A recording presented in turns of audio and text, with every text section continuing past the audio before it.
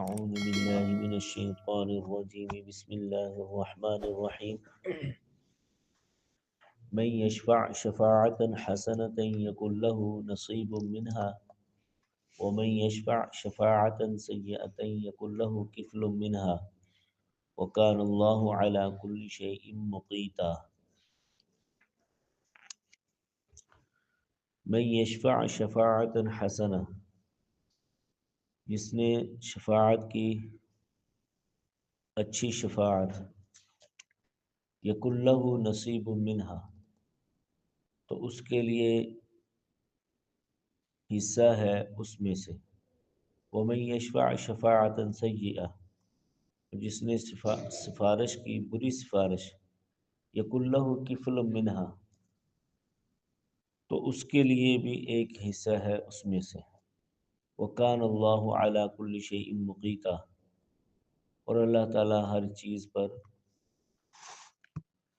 قادر ہے۔ چنانچہ اللہ تعالیٰ نے واضح طور پہ اس میں یہ بات ارشاد فرما دی، جو کسی اچھی بات کے لیے نیکی کے لیے سفارش کرے گا اللہ تعالیٰ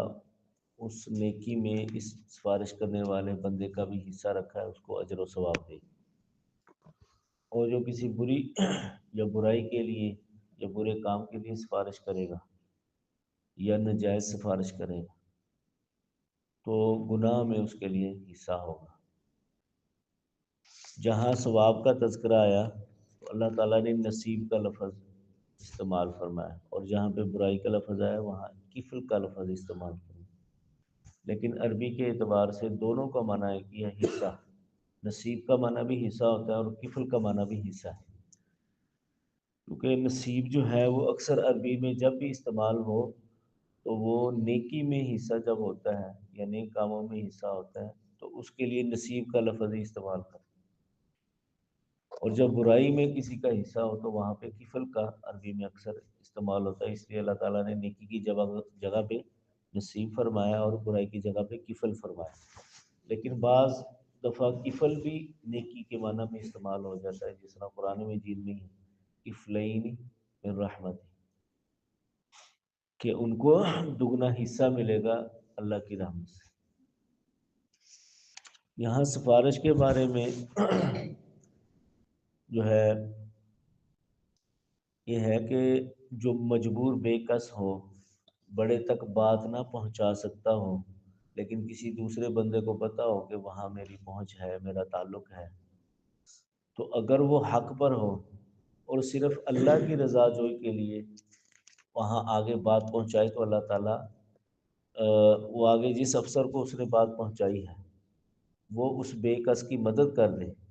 تو اس افسر کو بے کس کی مدد کرنے پہ جو اجر و ثواب ملے گا، جس نے سفارش کی ہے اس کو بھی وہی اجر و ثواب ملے گا۔ پھر اس میں یہ بات ضروری ہے کہ سفارش جو ہو وہ بغیر کسی لالچ کے ہو، صرف اللہ کی رضا کے لیے ہو۔ سفارش کے اندر کسی قسم کا لالچ رکھنا حرام ہے، جس طرح سفارش کرنے پہ مال کی لالچ رکھنا کہ جس کی میں سفارش کر رہا ہوں وہ مجھے کچھ دے دے گا تو یہ رشوت میں آ جائے، ٹھیک ہے۔ اور اگر مال پیسے کی لالچ نہ ہو، بلکہ مفسرین نے لکھا ہے، فقہا نے لکھا ہے کہ اگر بندہ کسی کی سفارش کر رہا ہے، بے کس مجبور بھی ہے لیکن اس کی سفارش کر رہا ہے، لیکن بدلے میں وہ اس کے دل میں یہ ہے کہ بدلے میں فلاں کام اس سے لوں گا، تو یہ بھی جو ہے رشوت میں ہے۔ اکیلا مال لینا رشوت میں نہیں آتا، بلکہ بدلے میں جو کام لیا جائے وہ بھی پھر رشوت میں آئے گا اور وہ حرام ہوگا۔ اور اسی طرح کوئی بندہ برے کام کے لیے سفارش کرتا ہے تو جس طرح برے کام کرنے پہ اس کو گناہ ملے گا، تو جس نے سفارش کی برے کام کے لیے اس کو بھی گناہ ملے گا۔ اچھا، سفارش کے اندر یہ بات بھی ضروری ہے کہ اگر سفارش کی جائے تو سفارش صرف برائے سفارش ہونی چاہیے، دباؤ نہیں ہونا چاہیے۔ یعنی کسی افسر کے ہاں کسی نے سفارش کی ہے کسی بے کس کی، تو اس افسر کو ہم مجبور نہیں کر سکتے کہ اس کا لازمی کام ہو، ہم سفارش کرنے کے بعد فارغ ہو جاتے ہیں، چاہے وہ کام کرے یا نہ کرے، سفارش کرنے والے کو اس کا ثواب اللہ تعالیٰ عطا کر دے۔ نبی علیہ الصلوۃ والسلام نے ارشاد فرمایا سفارش کیا کرو، سفارش کرنے سے ثواب ملتا ہے۔ یہ اس کی مثال ہے، ایک واقعہ بھی ہے کہ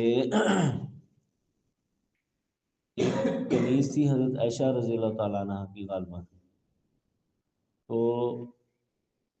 اس کا ایک خاوند تھا مغیث، کسی وجہ سے جو ہے اس کو چھوڑ دیا۔ تو یہ جو مغیث تھے وہ اپنی بیوی سے بہت پیار کرتے تھے، لیکن جب جدائی ہوگی تو بڑے پریشان ہوئے، رونے لگے۔ تو یہ اللہ کے نبی صلی اللہ علیہ وسلم کے پاس ہے سفارش لے کے کہ آپ دوبارہ اس کنیز سے میری سفارش کریں، وہ مجھ سے نکاح کر لیں۔ اللہ کے نبی صلی اللہ علیہ وسلم نے اس کنیز کو بلایا اور کہا کہ مغیث جو ہے وہ تمہارے لیے پریشان ہے کہ تم جو ہے دوبارہ اس سے نکاح کر لو۔ تو وہ بڑی سمجھدار کنیز تھی، وہ کہنے لگی یا رسول اللہ صلی اللہ علیہ وسلم یہ آپ کا حکم ہے یا آپ سفارش کریں؟ اللہ کے نبی صلی اللہ علیہ وسلم فرمایا میں سفارش کروں۔ تو اس پر کنیز نے فرمایا کہ اگر آپ سفارش کر رہے ہیں تو پھر میں کوئی جو ہے وہ آمادہ نہیں ہوں اس چیز۔